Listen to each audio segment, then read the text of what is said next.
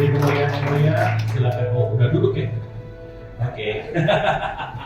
Udah otomatis nih sekarang. Haleluya. Mungkin karena pakai AI. Jadi otomatis.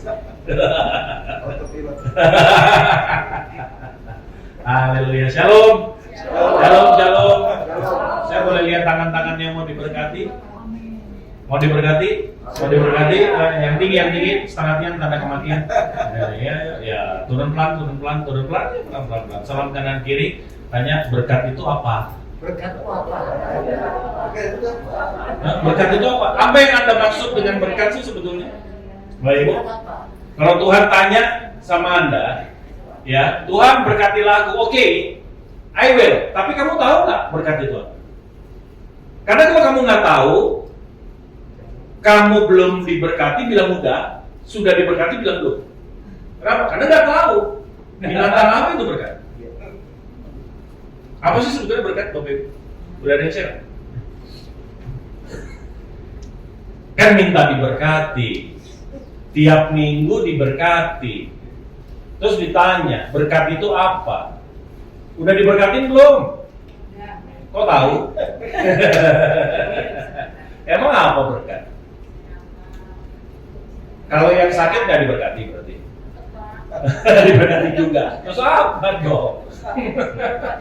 Hah? Kesehatan, keselamatan, kalau itu ya kecelakaan nggak diberkati. Gimana? Itu Adamnya isinya pendeta semua loh. Hah? Panjang banget tuh pendeta, ya kan? Asia itu banyak sekali jemaat GMS itu, yang ikut di situ. Apakah mereka nggak diberkati karena kecelakaan? Kalau orang yang diberkati matinya mati tua. Loh, muridnya Yesus nggak ada yang mati tua. Yesusnya panjang umur Pak. Yesus 33 tahun setengah. Apa yang diberkati? Karena kita ketemunya di nuansa rohani, jadi nggak ada yang berani ngomong, udahlah. Akuin aja kalau yang namanya berkat di otak kita cuma duit. Ya nggak? Iya. Gimana? Itu aja. Kalau kita ngomong Tuhan berkatilah aku, yang di kepala, di hati, kita cuma berpikir gini, sebentar lagi yang namanya pundi-pundi kita, rekening kita bertambah.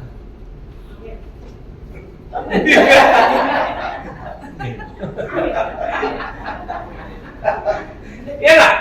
Iya. Padahal lihat Alkitab, saudara. Hari ini banyak banget pengajaran-pengajaran yang out of Bible. Ini lagi ngetop nih, Kristen progresif. Ya, out of the box katanya. Itu bukan out of the box, itu out of Bible. Kalau yang namanya pengajaran itu harus in the Bible, not out of Bible. Amin, saudara. Saudara jangan percaya sama Zifki, saudara percaya sama Firman. Kalau saya di sini nggak bicara Firman, jangan dipercaya. Setuju Bapak Ibu sama saya? Amin? Iya. Nah, kita harus lihat pada konsep Alkitab supaya Anda ngerti, supaya Anda tahu, supaya Anda bisa mendefinisikan what is blessed. Apa itu berkat? Karena mohon maaf, berkat dan kekayaan itu dua hewan yang berbeda. Jauh berbeda. Sama sekali nggak sama. Kita buka di dalam Pengkhotbah pasal yang ke-6, ayat yang pertama sampai ayat yang kedua. Sepanjang saya mendalami firman Tuhan, saya nggak pernah ada lihat satu ayat yang lebih baik dari ayat Pengkhotbah 6 ini untuk menjelaskan mengenai berkat. Dan doa saya, Bapak Ibu keluar dari tempat ini kok jadi orang yang diberkati. Amin. Hanya orang yang diberkati bisa jadi saluran berkat. Orang kaya belum tentu, pelit kadang-kadang. Kenapa? Karena biasanya orang kaya hatinya melekat di hartanya. Ya, karena dia cuma kaya, nggak diberkati. Orang kalau nggak diberkati tidak akan pernah bisa jadi saluran berkat. Let's see, apa iya? Yes. Pengkhotbah pasal yang ke-6, ayat yang pertama sampai dengan ayat yang kedua. Yuk kita baca sama-sama 2, 3. Apa katanya? Ada suatu kemalangan yang telah kulihat di bawah matahari yang sangat menekan manusia. Apa kemalangan itu? Orang yang dikaruniai oleh Allah apa? Kekayaan, harta benda, dan kemuliaan. Sehingga ia tak kekurangan suatu pun yang diingininya. Tetapi orang itu tidak dikaruniai apa? Kuasa oleh Allah untuk menikmatinya. Melainkan orang lain yang menikmatinya. Inilah kesia-siaan dan penderitaan ya. Ini orang-orang yang dikaruniai Allah. 3 hal yang Anda sering indikasikan sebagai berkat. Yang pertama, apa? Kekayaan. Ya, kekayaan. Artinya apa? Penghasilan orang ini luar biasa besar. Mungkin kayak Bill Gates.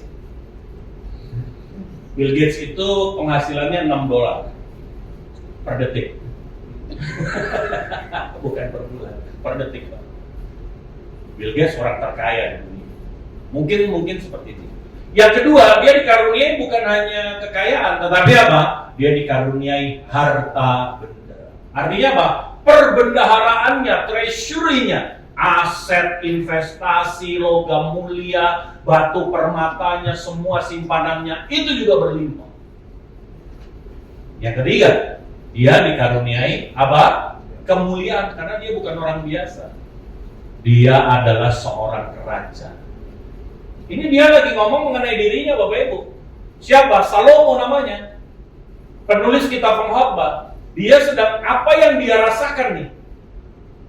Ini benar-benar yang namanya penderitaan, kesia-siaan yang paling baik. Apa? Kaya raya, apa yang diingininya, tidak ada yang terhambat. Anda tahu nggak Salomo? Ngomong kekayaannya nih Bapak Ibu, kekayaannya, saya bantu sedikit. Seberapa sih kekayaannya Salomo? National Geographic pernah mengulas dan menghitung salah satu proyeknya Salomo, namanya pembangunan Bait Allah. Emasnya, batu permatanya, semua dihitung. Di dalam situ sampai perabotnya, maka diperlukan budget 568 miliar US dollars. Saya bantu lagi kita bayangin 568 miliar US dollar, karena saya tahu Anda nggak pernah punya. Saya juga nggak punya. Nah, saya bantu. Okay. Indonesia sebagai sebuah negara, cadangan devisa kita menurut Pak LBP 2024 160 miliar US dollar. Negara 160 miliar US dollar itu udah cadangan kekayaan kita. Dia bilang targetnya dengan defisit neracanya dikurangin dan segala macam, target di 2024 end of the 2024 will be 200 billion US dollar. Itu negara Indonesia. Oke, kita cari negara yang paling liquid. Apa? China. China dia punya cadangan devisa 540 miliar US dollars. Salomo salah satu proyeknya berapa? Anda tahu Salomo? Ini kalau soal kaya, dia out of number, udah nggak bisa diukur. Gak ada yang bisa ngalahin sampai hari ini. Kenapa? Karena Tuhan yang melakukan. Amin, saudara. Amin. Ngomong soal apa lagi? Keinginan yang lain lagi. Bicara mengenai nafsu. Wah, Salomo paling diakomodir. Berapa? Gundik istrinya. Berapa? Colek kanan kiri. Secek. 1.000. 1.000. Anda bisa bayangin nggak? 1.000 Bapak Ibu. Itu kalau dia manggil, saya udah yakin dan percaya dia manggil udah pakai nama, pakai nomor. Nama udah nggak ingat. 748, apa kabar? Kalau nama susah. Kalau namanya Juleha 1 sampai 74. Ini Juleha nomor berapa nih? Ngeri banget. Gila tuh. Saya cuma satu hari salaman 3 tahun setengah Pak balik lagi. Yang kayak begini nih, akhir hidupnya Dia katakan, segalanya sia-sia. Semuanya sia, usaha menjaring angin. Bahkan dia picture hari ini. Kenapa? Karena aku hanya kaya, tetapi aku tidak diberkati. Why? Karena berkat itu adalah kuasa untuk menikmati. Dia namanya berkat. Amin, saudara? Ya. Mau Hermon? Berkat itu apa? Salam kanan kiri. Kuasa. Itu yang namanya berkat. Itu hanya ada di hati. Jadi kesimpulannya berkat itu tidak merubah langsung pundi-pundi kita, tetapi yang pertama dirubah adalah kita. Karakter kita berubah, sifat kita berubah jadi orang-orang yang diberkati, Pak. At the end memang yang namanya pundi-pundi itu pasti akan berubah. Kenapa? Karena orang diberkati, ditempatkan dimanapun, dipercaya dengan talenta apapun, pasti berbuah. Benar ya? Amin. Dimanapun pasti jadi orang berhasil. Kenapa? Karena orang diberkati itu menyenangkan. Orang diberkati itu luar biasa. Kalau mau jadi karyawan sukses, pastikan engkau jadi orang yang diberkati. Kalau rumah tanggamu mau sukses, engkau harus jadi orang yang diberkati. Kalau ada yang diberkati nggak bisa. Orang diberkati bisa jadi saluran berkat. Orang yang kaya belum tentu. Karena orang yang diberkati itu menjadi orang-orang yang betul-betul sifatnya, karakternya indah. Ada 3 sifat yang saya catat dari orang yang diberkati. Ya, catat baik ya. Jadi kalau Anda tanya gini, Pak, saya udah diberkati belum? Ya, iya aja. Kalau cuma kaya mah banyak, Pak. Amin. Bilang sama saya.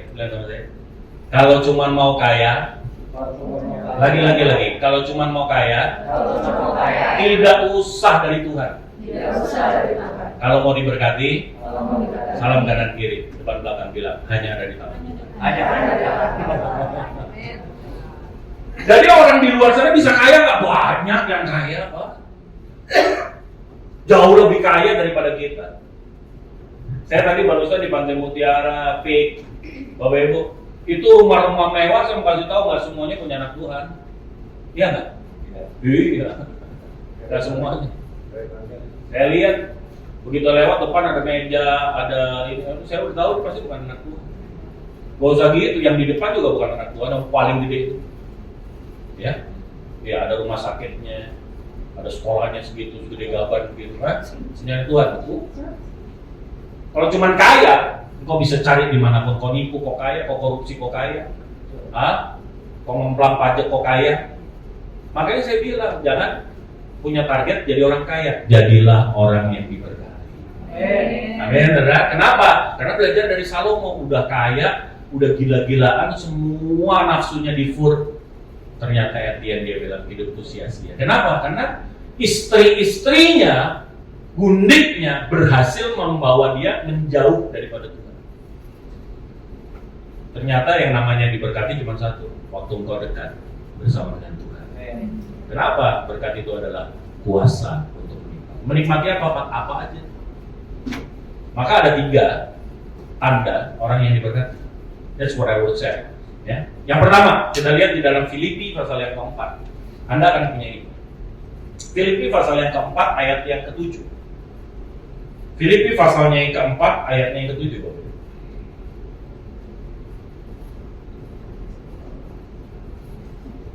Makanya nggak mungkin. Saya banyak bantu konglomerat ini. Saya kan as a consultant juga di business development dan segala macam. Bapak Ibu yang dikasih Tuhan. Saya banyak bantu mereka dan saya lihat orang yang begitu banyak uangnya, orang yang begitu banyak hartanya, ternyata nggak sebahagia yang kita pikirkan. Enggak. Dia bilang sama saya, uang, lagi-lagi, uang tidak buat kita bahagia. Dalam kanan kiri, apalagi di rekening orang. Ya, kita baca. Apa katanya? Damai sejahtera Allah yang melampaui segala akal akan memelihara hati dan pikiranmu dalam damai sejahtera Allah yang melampaui segala akal. Akibatnya apa? Kalau Anda lari ke ayat yang keempat, engkau akan lihat ada seruan Rasul Paulus yang aneh. Apa? Bersukacitalah di dalam Tuhan. Aku katakan sekali lagi, apa? Bersuka. Itu aneh. Kenapa? Karena ini surat ditulis bukan di Bali, Pak. Ini surat bukan ditulis di Santorini. Ini bukan di pinggir pantai yang indah, dia lagi pakai celana pendek, baju pantai. Happy man. Enggak. Ini dia tulis di penjara. Di penjara, keluarnya seruannya adalah bersukacita. Aneh. Kenapa? Karena Rasul Paulus sukacitanya surgawi. Dia dibekali apa? Damai sejahtera Allah yang melampaui. Orang yang diberkati Tuhan bukan soal kondisinya baik. Dia happy. Dia bersukacita. Tetapi karena dia bersukacita, karena dia diberkati, karena dia happy, dia masih bisa melihat hal-hal baik di tengah-tengah situasi yang tidak baik. Itulah orang yang diberkati, Pak. Kalau sukacita, kebahagiaan saudara masih naik turun tergantung sama saldo BCA, saya mau kasih tahu, engkau perlu berkat Tuhan, Bapak Ibu. Orang yang berkat Tuhan, nggak ada yang namanya sukacita naik turun, unconditional and unlimited happiness. That's it. Emang iya? Oh, gini. Menurut Alkitab, obat yang manjur itu apa? Apa? Hati gembira. Coba tanya sebelahnya, gimana hati gembira lagi sakit? How? You need bless. Amin. Hanya orang yang diberkati yang bisa tahu itu. Karena dia nggak tergantung situasi. Damai sejahtera itu melampaui akal. Kalau dilihat kenyataannya, yes, menderita. Kalau dilihat, yes, nggak ada alasan untuk berbahagia. Tapi saya mau kasih tahu, orang yang diberkati dia punya kuasa untuk menikmati. Menikmati apa? Apa aja yang Tuhan sediakan. Bagi saudara-saudara beri kemuliaan. Makanya saya bilang, orang kalau udah diberkati, energinya besar. Kenapa? Karena dia happy. Orang happy itu energinya besar. Dia nggak ada matinya, Pak. Jatuh, bangkit lagi, jatuh, bangkit lagi, jatuh, bangkit lagi, Pak. Dia punya energi yang nggak terkatakan. Ngerti maksudnya? Dia punya semangat. Kalau dia melayani, dia punya semangat. Sama rata. Mau jemaatnya 4, mau jemaatnya 20, mau jemaatnya 10.000, mau jemaatnya 15.000. We don't really care. Kenapa? Karena semangat itu datangnya bukan dari luar, semangat itu dari dalam hati. Ngerti maksudnya? Amin. Makanya kalau Anda kerja, orang diberkati kerja, waduh, keren. Kalau saya bikin manajemen training, saya selalu bilang tugas daripada owners, tugas daripada top manajemen dari perusahaan cuma satu, bikin karyawan Anda happy. Kalau karyawan Anda sudah happy, saya mau kasih tahu, tantangan boleh ada, mereka tetap gak nikmat. Amin, saudara? Orang kalau udah happy itu nggak pernah pesimis, dia akan selalu optimis. Orang kalau happy, dia bisa melihat hal-hal baik. Keadaannya nggak baik, tapi dia tetap melihat hanya hal baik. Orang kalau happy, dia nggak pernah bilang bahwa setengah kosong, dia akan selalu melihat bahwa ini adalah setengah penuh. Karena dia akan melihat dari yang ada, bukan dari yang tidak ada. Itulah orang-orang yang diberkati oleh Tuhan. Sukacitanya unconditional and unlimited happiness. Pernah lihat? Pernah tahu? Pernah ngerasain? Kalau belum, ayo buka hati saudara, minta berkat Tuhan. Amin. Amin. Kalau Anda udah jadi orang happy, Anda ditaruh di mana aja. Mau jadi karyawan, mau jadi bos, mau jadi owner, saya mau kasih tahu apa. Anda akan melihat tantangan itu dengan tertawa, menyambutnya dengan senyum. Kenapa? Karena dia tahu, aku akan melaluinya bukan karena aku hebat, tetapi karena ada Tuhan yang selalu membela aku, beri kemuliaan kepada Dia. Ada orang kalau Daud itu orang yang diberkati. Dia lihat Goliat, ada gentarnya nggak ada. Barisan pasukan Israel boleh gentar, tapi Daud enggak. Maaf. Itu tantangan nggak? Iya. Sebanding nggak? Enggak. Dia tahu Goliat itu bukan hanya gede, bukan hanya tinggi, Pak. Dia kena penyakit yang sejenis gigantisme. Jadi semuanya gede. Kalau lihat jarinya, jempol semuanya. Nggak ada yang telunjuk. Bener. Gede-gede. Apa aja gede. Ngerti? Ngeri banget nih makhluk ini. Tapi Daud gak gentar. Kenapa? Kau datangi aku dengan pedang dan lembing, tetapi aku datangi engkau dalam nama Tuhan semesta alam.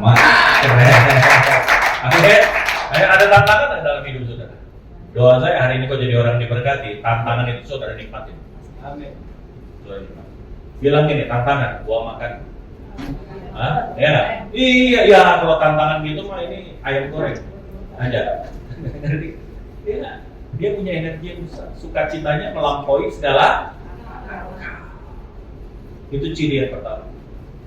Itu ciri yang pertama.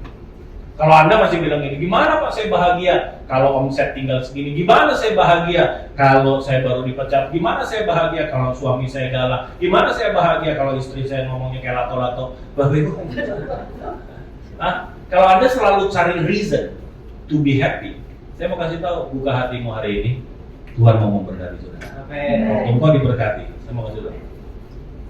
Anda akan merasakan unlimited happiness and unconditional happiness. Yang pertama. Yang kedua, kita lihat di dalam Ibrani pasal yang ke-13 ayat yang ke-5, Bapak Ibu. Ibrani pasal yang ke-13 ayat yang ke-5. Ibrani pasal yang ke-13 ayatnya yang ke-5. Right, kita baca sama-sama yuk. 2, 3, apa katanya? Cukupkanlah dirimu dengan apa yang ada padamu. Karena Allah telah berfirman, aku sekali-kali tidak akan membiarkan engkau, dan aku sekali-kali tidak akan meninggalkan. Yang kedua, orang kalau diberkati, dia selesai dengan dirinya. Kenapa? Karena dia pandai berkata, cukup. Nah, ini yang susah nih. Manusia ini susah nih suruh bilang cukup. Manusia akan cenderung untuk berkata apa? Kurang. Gaji 1 juta, tanya gimana? 1 juta cukup nggak ya? Dicukup-cukupin lah kok. Naik 10 kali lipat, jadi 10 juta. Tanya orang yang gajinya 10 juta, 10 juta gimana? Cukup nggak? Ya apa? Dicukup-cukup. Ya, naik Pak, 5 kali lipat lagi, jadi 50 juta. Hah?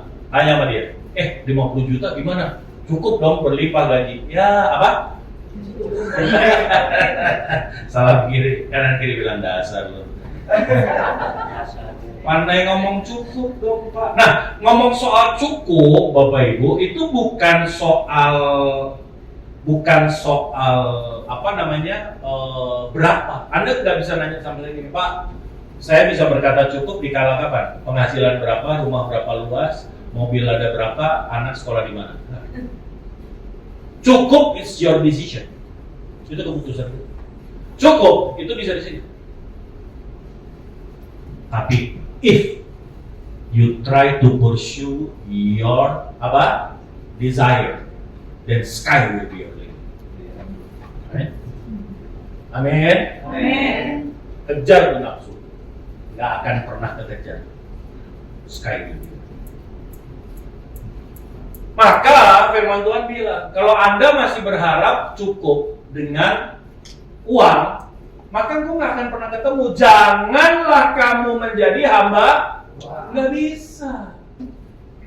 Cukupkanlah dirimu, artinya apa? Ambil keputusan, cukupkan dengan apa yang ada sehari ini. Yang ada sama kita apa? Firmannya aneh. Kemudian yang kan paradoks. Dia bilang apa? Bukankah Allah berfirman? Apa katanya? Aku sekali-kali tidak. Dan aku sekali-kali tidak. Artinya apa? Anda bisa cukup nggak dengan Immanuel? Bisa cukup nggak dengan pengorbanan Kristus? Ini bukan sekadar peringatan, tetapi ini sungguh-sungguh tubuh dan darah Kristus itu kita resapi betul. Ada pertanyaan saya, ini bisa Anda andalkan nggak? Bisa Anda katakan, aku selama punya Yesus cukup? Bisa nggak? Kalau masih belum bisa, ya nggak pernah bisa cukup dengan apapun. Kalau buat saya, gitu, selama Yesus jadi bagian dalam hidup saya, that's enough. Maka kita akhirnya bisa bukan sekedar nyanyian waktu kita berkata Christ is enough for me. Christ is enough for me. Everything I need is in you. Everything I need. Amin. Benar? Ada lagi tuh lagu yang lebih keren lagi. Apa? Lebih dari segalanya. Terusin dong. Ingin kau Tuhan. Terus?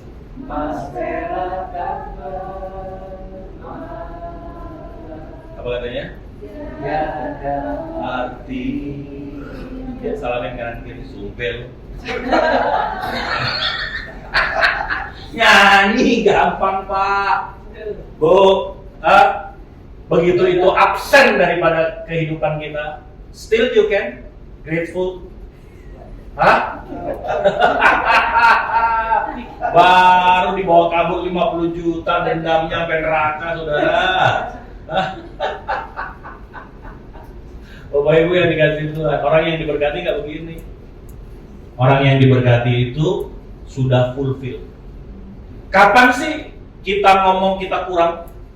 Kapan sih ada ketidakbahagiaan? Waktu kita dikeluarin dari taman.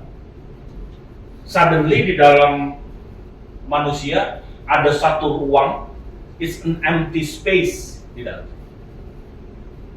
Itu yang namanya ketidakbahagiaan. Dan orang mencoba mengisi empty space ini dengan apa? Uang. Dengan apa? Bahkan dengan kemaksiatan. Bahkan dengan apa? Minum mabuk, pesta. Dia pikir ini bisa keisi. Bisa nggak? Tanya sama Salomo, nggak bisa. Dia tulis. Amin, saudara? Nggak bisa. Kenapa? Karena ini hanya bisa diisi oleh Tuhan. Makanya firman-Nya, bukankah aku berkata sama kamu, nggak akan sekali-kali tinggalin kamu. Aku nggak akan sekali-kali lupain kamu. Amin, saudara? Immanuel. Aku beserta dengan seharusnya fulfill, selesai. Orang yang diberkati itu sudah selesai dengan dirinya sendiri. Orang yang diberkati sudah selesai. Orang yang selesai dengan dirinya, dia nggak akan pernah bandingin dirinya sama orang lain. Pasti. Orang lain mau lebih kaya, kita nggak pusing. Apa? Lebih kaya? It's okay. Kita nggak keganggu. Amin. Tapi kalau orang itu nggak diberkati, itu arisan keluarga aja jadi ajang pamer. Itu inang, apa itu? Tasnya apa itu? Yang tahun berapa itu? Seri apa itu? Seri apa? Hah? Sibuk kita sama orang. Ya, baru dari tadinya naik sepeda, ngontel, naik. Dapat motor, puji Tuhan, terima kasih Tuhan. Sekarang udah anekdot lagi, bisa lebih cepat, ya kan? Lagi nyuci motornya, begitu lihat sebelah, beli Xenia. Wah, aduh keganggu. Mulai ada rasa nggak cukup. Dari sepeda naik motor udah nggak berasa. Motor itu kayak sampah. Pengennya apa sih ini?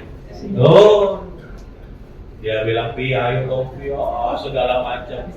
Istri-istri kan paling gampang kalau mau pengaruhin suaminya. Nggak usah minta, nggak usah.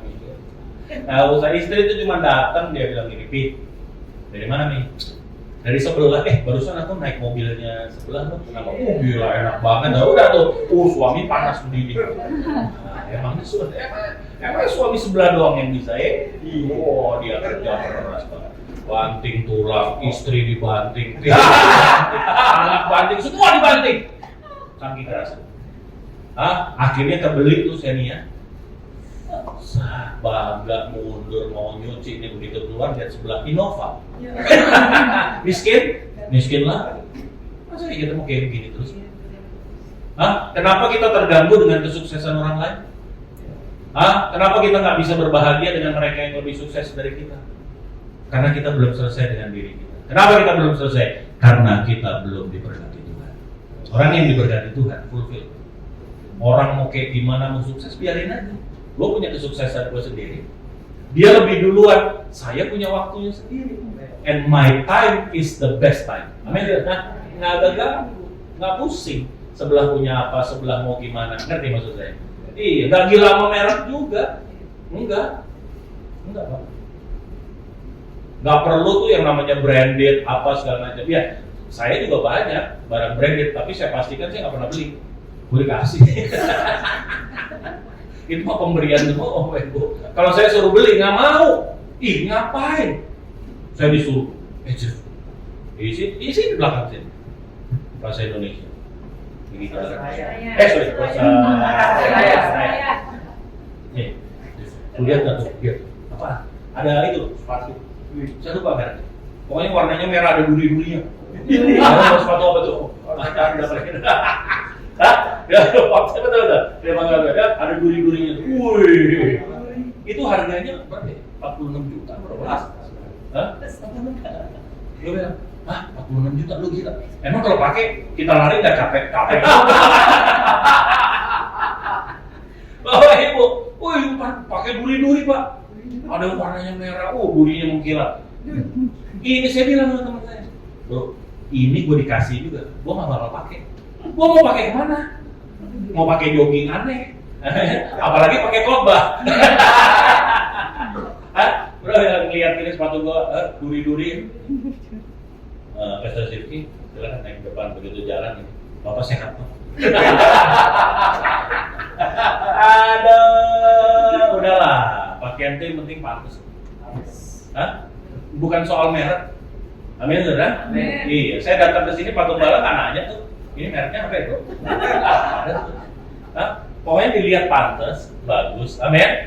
Rapi. Kan itu. Akan dikomplain kalau nggak rapi. Akan kemudian kalau nggak rapi, ya kan?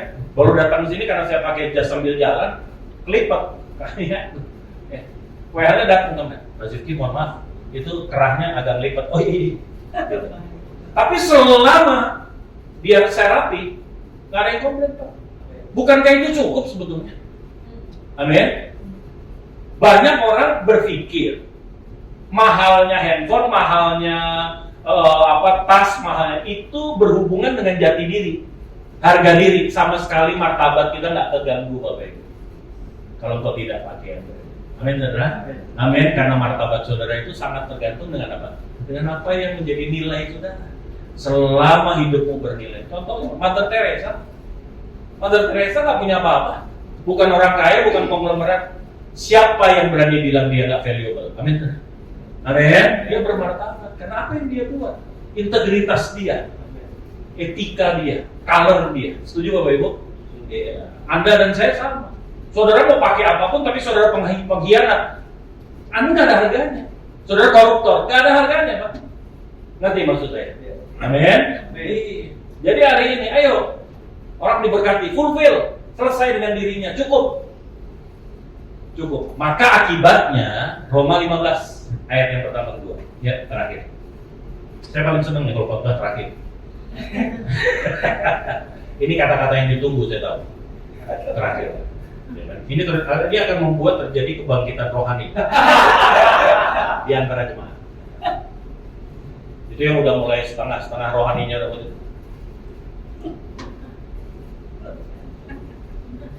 Begitu yang terakhir, langsung melek. Bapaknya bagus ya? Emang ngerti? Enggak sih. Ya, apa katanya?